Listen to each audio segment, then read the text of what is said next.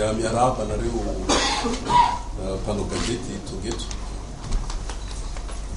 Misy fanambarana kely mba tianay atao ny MDM, karazana faneho-kevitra ny MDM. Raha tafaresaka taminareo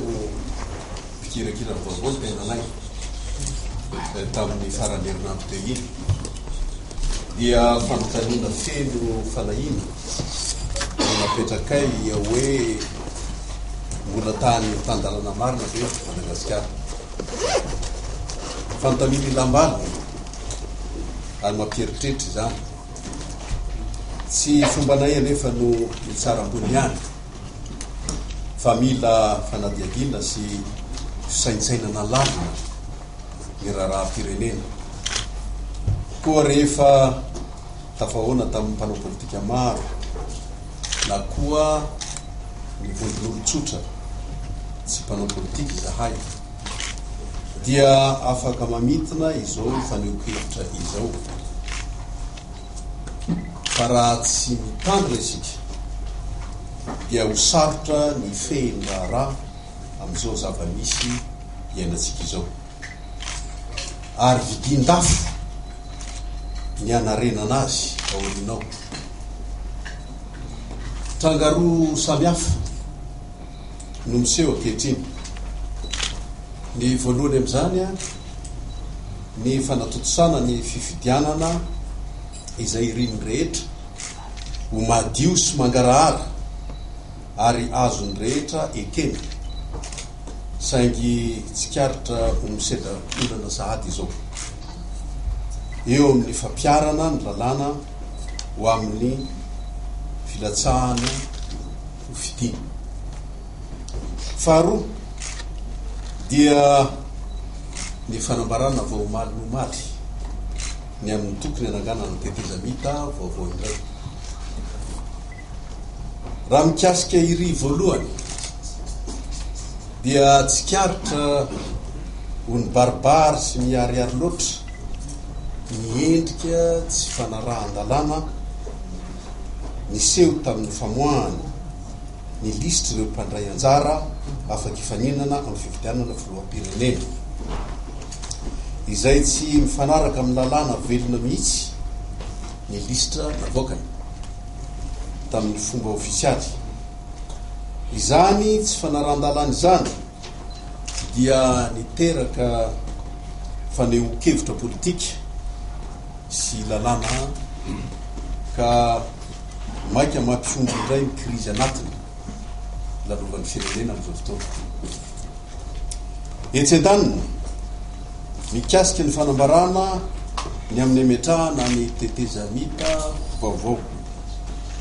dia efa hatramin'ny taona 7 isika no nikaro-kevitra ivoana amin'ity krizy politika ity, ka nitetezana firenena marobe izany akoatra ny fitadiavam-bahaolana natao teto toerana. Tsy misy maharasy ny fikaroham-bahaolana na avy amin'isa na avy amin'isa, satria firenena no avotany.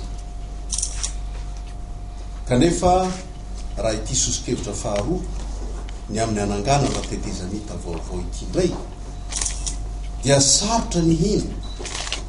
sy anantena ny faranany ao anatin'ny fehim-potoana voafaritra fa amarana anazy. Paraingo betsaka zany no mipetraka satria fanovana maro be no atao, na eo amin'ny lafiny rafitra zany na ny olona petraka. Raha araka ireo etaeta ananganana tetezamita vaovao ireo no raisiny. Manginy fotsiny ny fahitana miverimberina ny tsy fanajana somi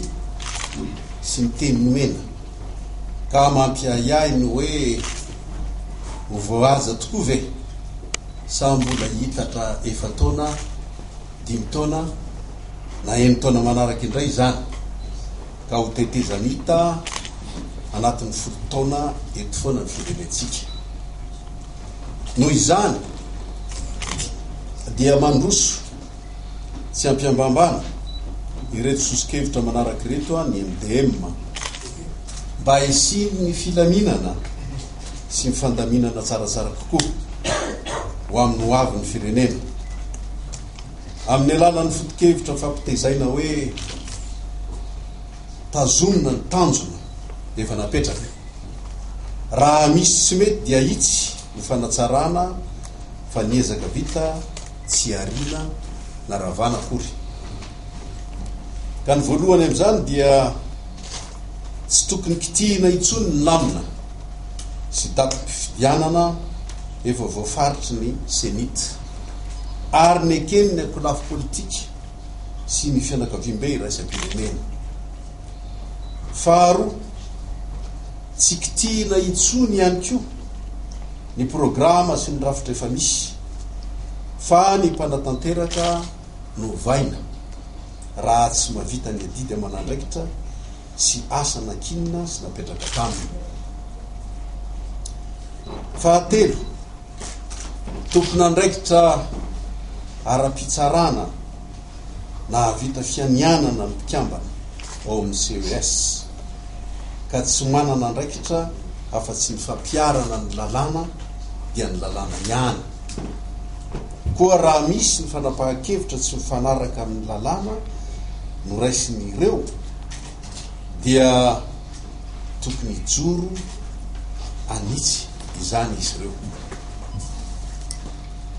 Na koa raha ohatra ka matsiaro tena raha nandika lalàna dia tokony anetry tena ka osoloina. Tsy ny mpampiantra lalàna indray mantsy no anome ohatra amin'ny fandikan-dalàna. Ny fanjakana tan-dalàna tiatsika izorana izay mihitsy ny voaitsakitsaka ka mampanahy ny fanajana sy ny fampiarana ny lalàna rehetra raha mitoy izao. Misy sosikevitra azo atao koa. Ny zava-misy mantsy amin'izao fotoana dia mitambatra ao amin'ny HCC ny CES. Ka ny sosikevitra zay tiana hiambara dia ny hoe tokony sarahana tanteraka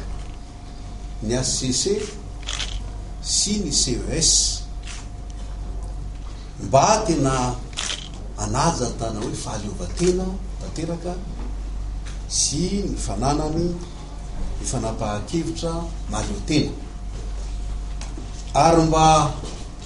anitsy zay zavatra rehetra mbola ho katsaina ary atao, indrindra moa fa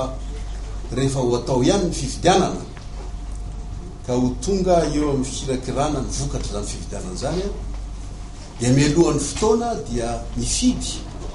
eo amin'ny zareo samy zareo zay mpahay lalàna zay nanao fianianana ny fidy ho folohany zany CES zany fa tsy ny folohan'ny HCC ihany no folohan'ny CES satria mahatonga baraingo betsaka zany fitambarana zany rafitra anankiroa izany. Eo anatrehany fanapahan-kevitra navoaka ny CES ihany dia tokony hisy ny fanitsina, ny fanandrifa amin'ny lalàna velona, ny fisafidianana ireo listy ny kandida hifaninana amin'ny fifidianana ho filoham-pirenena.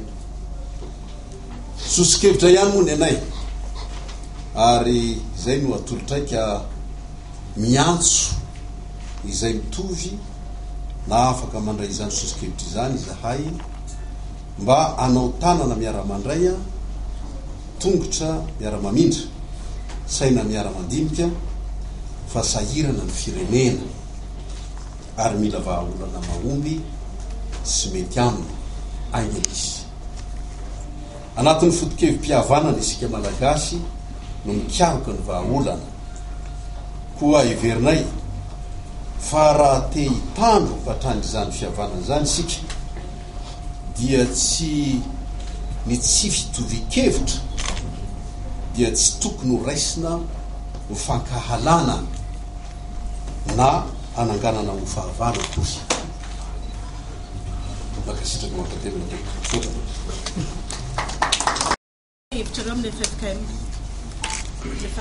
tsy izay fanovana na hoe fanazarana no teny aminay teo fanazarana de hoe mba hitandrovana ny fahaleovantaina tanteraka ny CES dia tokony ho zarana ny HCC sy ny CES ary tsy tokony ny président ny HCC ihany no président ny CES satria misy fifangaron-javatra be loatra ka hoy izay hoe reo a dia nanao a fianiana eo anatrehany zany fanajana zany lalàna zany a eo amin'ny adidy izay napetraka taminy ka noho izay dia iry zareo samy nanao fianiana natao ihany mba hikajy an'izany hoe fahaleovantena zany a no mifidy ao anatiny ny filohany ny CES mba tsy hifangaron-javatra zay meniminy fa zay kory tsy mitaky ny mianovana amin'ny zay membre ao anatiny fa zao kosa ary satria zareo ireo dia nanao ny fianianana dia tokony atsiaro tena zany zareo fa mety misy kosa tsy mifanandrify amin'ny tena lalàna velona eo amin'ny famiampitrahana zany atota-taratasy a isafidianana andreo zay tokony hiditra ao anatin'ny listra ny hofidiana ho président de la République zay no tenenaika tokony atsiaro tena izy hoe raha ohatra ka hita marina no tsipelina angamba tsy fantatro zay fahadisoana teo amin'ny famiatrahana andreo rafitra rehetra zay napetraka sy fanapahan-kevitra anatin'le didy navoakan'zareo a dia tokony ahitsiny fotsiny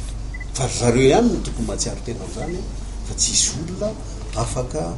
mandeha anery an'zareo anova na tsy anovana zay le mahasoso-kevitra mba ho tena hoe mipetraka ary mitombona ny fitokisany ny vahoaka mpifidy anio rafitra zay iverina fa hoe anome antoka am'zany fangararana sy zany atao hoe vokany zany fifidianana tena hoe demokratika sy malalaka zany aloha no tokony aloha mialoha ny zavatra rehetra zay tiana atao dia izahay mihitsy misany voalohany tena hoe anampy azy ary apotsika azy am'zany fanadakarana zany pariketra tsara zany fa kosa misy soni sy teny fanomezana teo amin'ny nametrahana ny tondrosotro